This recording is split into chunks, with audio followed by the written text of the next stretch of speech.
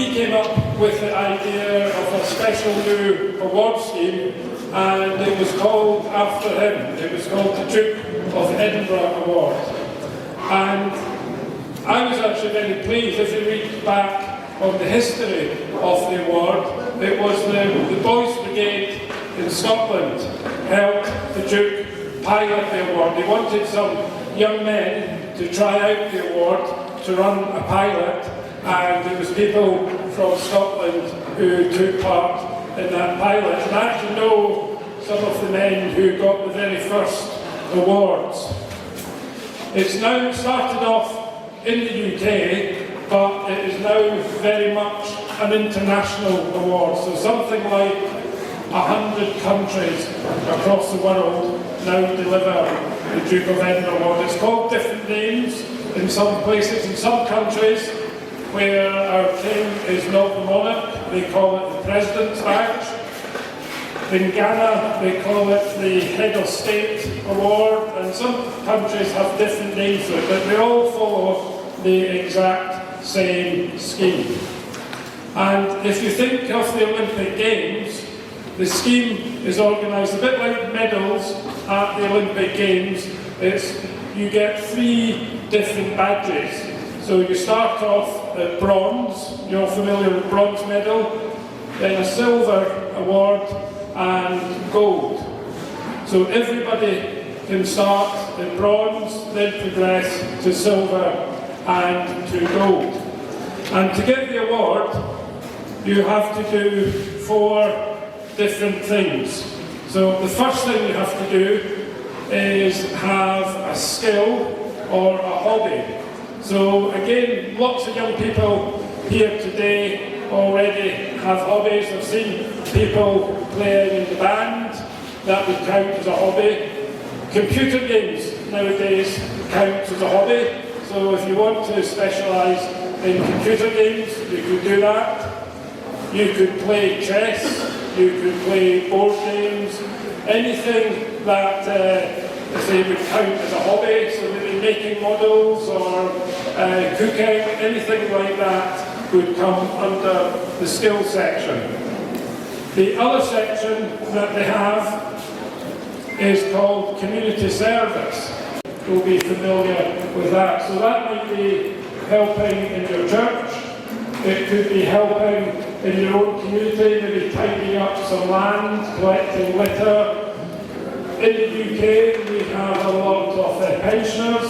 So in my BD company, when we ran the award, some of our boys would go and help some older people with their garden. They might help do some painting in their house or do some juniors and painting for games. So if you're doing something like that, that would count as community service. It is always very good, I thought, for young leaders, young officers, staff sergeants, warrant officers.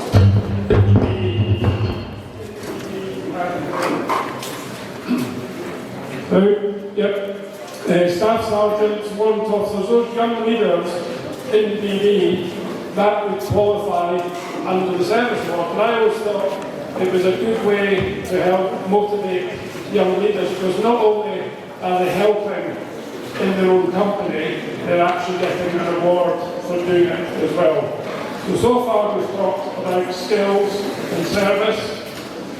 The third section is physical. Some of you will recognise this from our 4-phase programmes that Boys Brigade and GB also organised. So there's a physical section, and basically here you have to take part in sport on a regular basis. It does say on a regular basis, so you can't play football once every 6 months. You probably need to be doing something weekly to count for physical. And again, that can be anything from playing a team sport, so you could take part in basketball, volleyball, football. It might be an individual sport. You might want to play badminton, or you might want to go running, or you could also go to the gym and weightlifting. Those sort of things will all count as part of the physical. I did have some photographs, but I can say that you can. One of the The final section is called expeditions, or I don't know here if you talk about expedition or if you talk about hiking. So you need to go away, hiking, camping to get the award. And the way it works is that for the bronze level, you need to spend 1 night in camp. For silver, you need to do 2 nights camping, and for gold, you need to do 3 nights camping. And the idea is that people have lightweight tents, you carry all your equipment with you in the rucksack and go a walk. In Scotland we have a lot of forests and mountains, so people who do their expeditions there. I know in Africa the award have adapted some of the regulations for expedition because we have far more snakes and wild animals than we have, so sometimes it's maybe not safe to be out in certain parts of the country. So I know BB Uganda have started running this award, and what they've been doing, if I'm correct, is that young people walk from one church compound to another in camp. To actually get the award, as I was saying, it splits into those 3 different levels. So basically, if you start with bronze, you need to do the activities for 6 months. So you need to have your hobby, you do your physical, do the community service for up to 6 months. So it needs to be fairly regular, so you probably need to be doing it at least once a week, and then do your expedition. I won't go into all the details, but there's quite a lot of training involved in doing the expedition because we want young people to be safe. So before they're allowed down in the hills on the expedition, you give them training on how to do first aid and how to cook, how to set up the tents, etc. Once you've qualified for the bronze, you can then go on and start working for the silver about another year as well.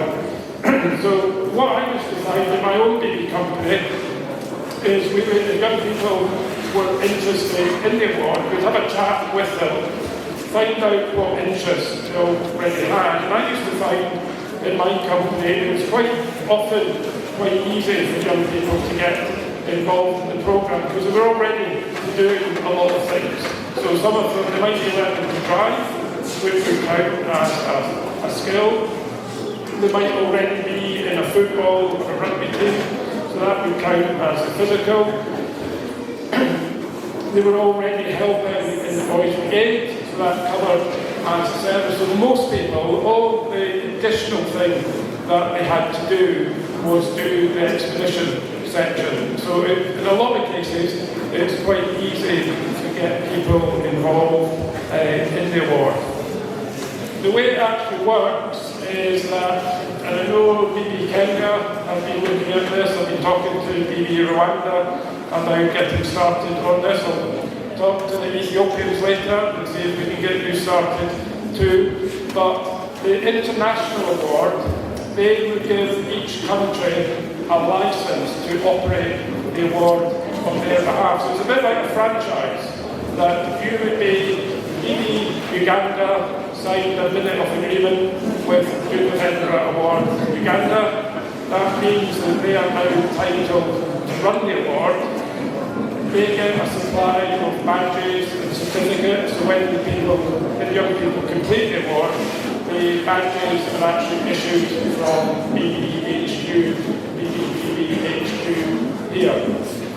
In some nations, there might not be a national organisation for the Duke of Edinburgh Award, so that would then be run directly from BB in London.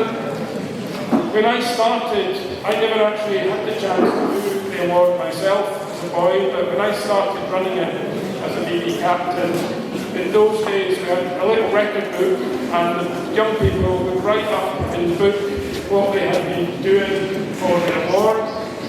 So somebody, maybe in the church, maybe somebody in the sports club, or maybe one of the teachers at school, they would be a designated assessor. So when the young person finishes that section, they write up a little report. They say, this is what I've been doing, this is what I've been doing in basketball,